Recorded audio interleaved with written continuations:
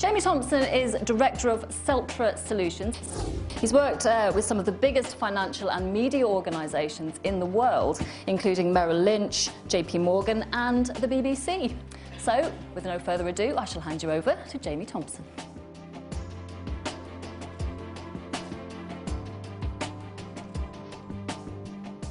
Okay, so a word of caution at this stage. I am about to introduce you to the world of virtual youth. For some of you, if you've had a particularly greasy breakfast, this may be an unpleasant experience, so I suggest you look away for the next couple of minutes.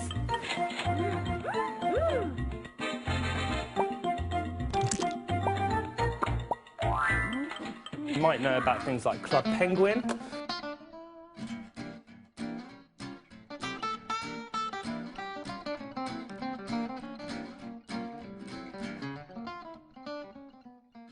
So this stuff is all aimed at probably the kind of 3 to 9-year-old market, okay? The point is that children are very much immersed in this technology, so by the time that they get to the kind of working age, which probably isn't too far away, they're going to be expecting this kind of technology to be a part of what they do in work, okay? The same way that we use LinkedIn to connect. So let's have a look at some facts and figures. US numbers. 2006, so only 4 years ago, 5.3 million US kids between the age of 3 and 17 were regularly visiting the virtual world, okay? Looking forward to 2011, 53% of US 3 to 17-year-olds are going to be regularly visiting the virtual environment. So you're probably thinking, well, you know, wow, this is great, this is amazing. 3 to 17-year-olds collaborating around the world. What are all these teenage minds doing? What are they developing? What exciting stuff are they doing? How are they breaking down barriers? Well, let me show you.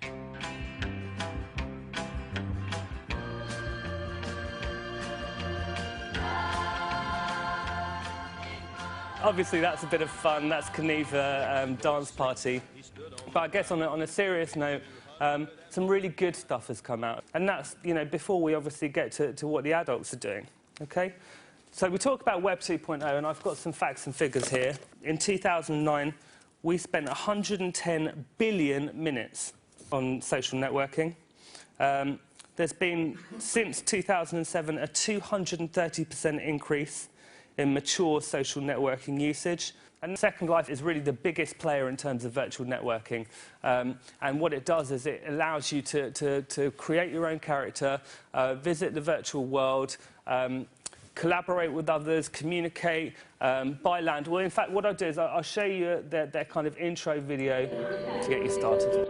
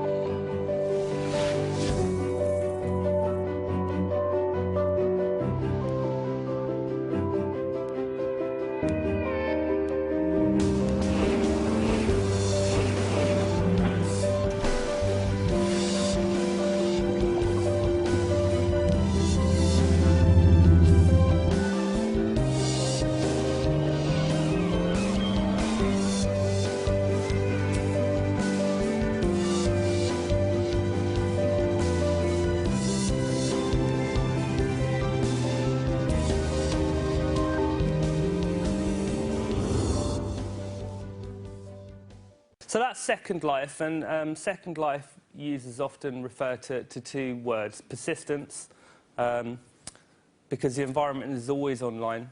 There's flexibility to kind of come and go. You can meet people, you can arrange to meet them in regular spaces, but the environment that you create for yourself is always available and always online. And also presence, because actually, once you get to grips with this stuff, and I forget who it was, but someone was telling me yesterday about a reporter who went off with a very cynical view about Second Life and you know, wanted to investigate these kind of 35, 40 stone Americans who'd fallen in love and had these incredible characters who are incredibly muscular and blah, blah, blah, and, you know, wanted to kind of build this expose around these idiots who are using the virtual technologies. And she herself ended up moving to Germany and getting together with a guy that she met through the virtual environment. So people do, you know, they really do get immersed in this stuff. And I'm not suggesting that we all need to use it in that way, because for me, I don't believe that that's the best use from a business point of view anyway. But the point is that the technology is there and it works. And, you know, 30 million users are using this stuff regularly and really making a big commitment to it. In terms of kind of Second Life for business, I mean, I can give you some figures, but recently there was a report done with 66 of the kind of biggest investors in Second Life technology for business. Overwhelmingly, you know, they gave us feedback that said that, you know, there was positive total economic benefits to investing in this technology. 74% plan to continue the expansion of you know, this immersive technology in the workplace. And 60% indicated that it was less expensive than other technologies. So what we're talking about there is kind of video conferencing, that kind of stuff. The reason that this stuff is starting to get acquired, you know, and kind of put into business is really, I mean, twofold. That there's the kind of economic situation that we're all facing. It's all over the news. But, you know, how do we get more out of our staff or our employees? You know, how do we give them the tools so that they can come together without having to take a day out travelling, having to spend time in a hotel, you know, paying their expenses and those expensive bar bills? How do we give them the tools so that they can come together and share without having to take lots of time out of work? And also there's an environmental question. You know, how do we help to reduce our corporate carbon as a business? And the kind of companies that are investing in this stuff, you know, they're big players, you know. And that doesn't mean that there's a barrier there. It doesn't mean that you have to be Sun Systems or BT or Disney because you need to have millions and millions to do this stuff. But the point is that they're innovators. And what they're trying to do is leverage this technology.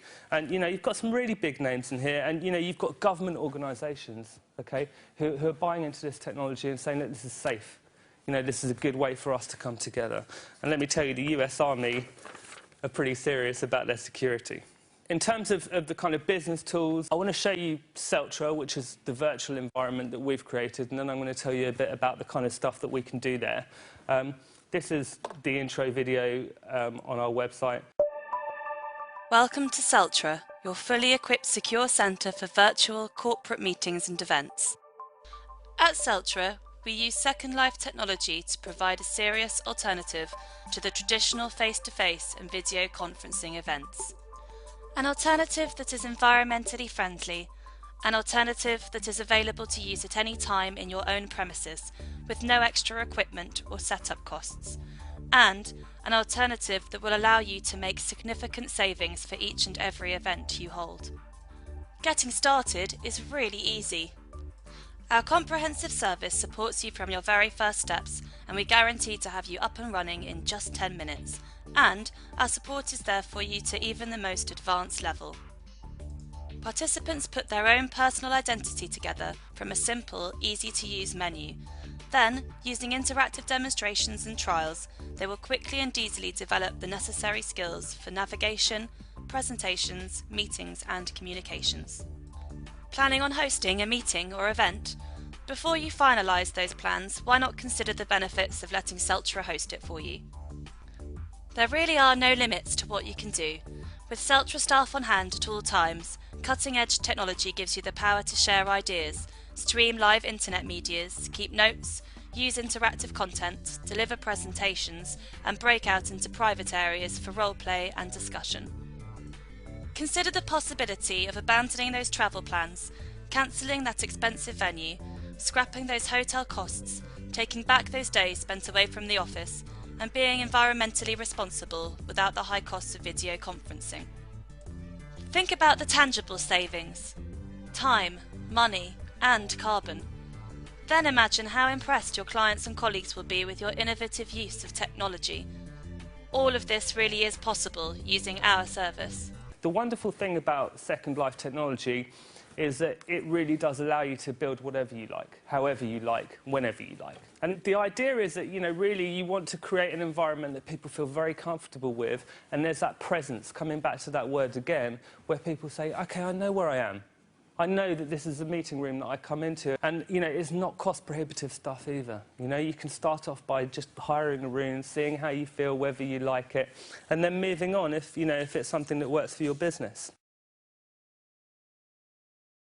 So let's have a look at DPG partnership, and the aim, I hope, is to become at some stage the first accredited training company to kind of fully integrate the virtual experience with the classroom experience. And there are costs involved in coming to these conferences, right?